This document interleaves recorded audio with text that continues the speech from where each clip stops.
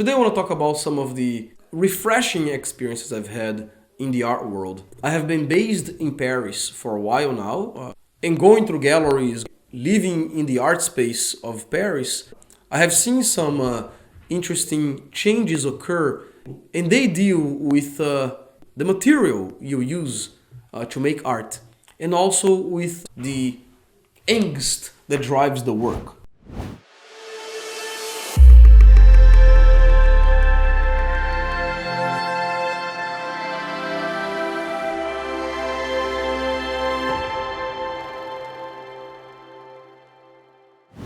Just last week at a gallery in downtown Paris, I was able to speak to someone who had a very active voice in the latest exhibition that's there. This exhibition focuses mostly on the Asian American experience, and the work is really superb. The narratives that it provides, it's a lot of it is rebuking Orientalism, a lot of it is bringing an angle that is not part of the West. But some of it is quite familiar to the West in a modernist way. And by modernist, I mean before the postmodern era.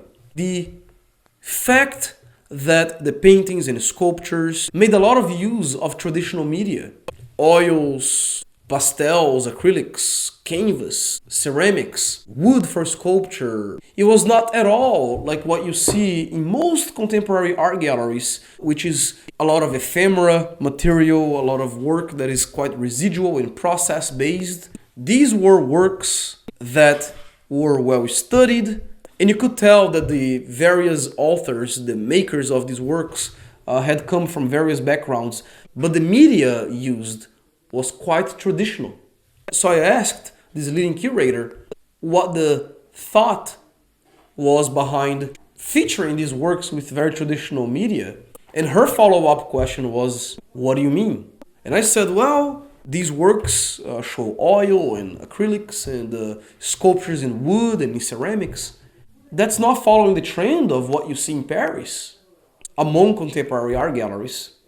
So her follow-up question to that was, why should I judge the medium so harshly? Does it really matter? Isn't what matters really the message? Needless to say, this answer really made me rejoice. I was very, very happy. And I told her that I am an artist whose media is usually traditional, whether I'm working with sculpture or painting or film. I really value the fact that there are some tried methods, and I'm comfortable speaking my message via these materials. So she said that the reason why those artists were there was because they had a message that was strong about the experience of Asians throughout their global diaspora, and that they first looked at that before they even considered medium, and that the medium wasn't even a consideration. Then we had a conversation about the postmodern idea that the medium is the message, that you cannot divorce the message from the medium, that the medium will dictate the message and the message will dictate the medium. And she said, I simply disagree with that.